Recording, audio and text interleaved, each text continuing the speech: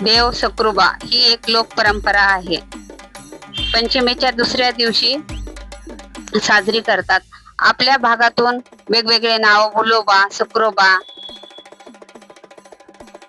किंवा शंकरोबा अशी नावे वापरतात.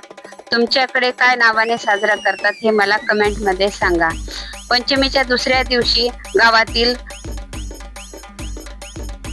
एकत्र येऊन सकृबाला आणायला कुंभाराच्या घरी जातात आणि अगदी वाजत गाजत सकृबाला घेऊन येतात.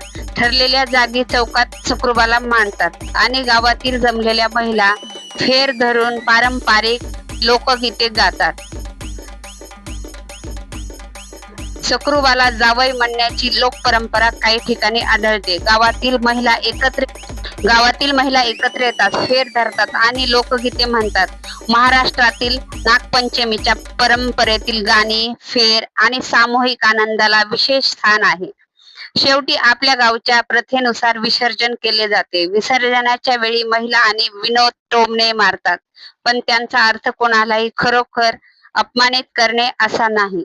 तुमच्याकडेही ही प्रथा, हा सण साजरा केला जातो का? मला नक्की कमेंट मध्ये सांगा.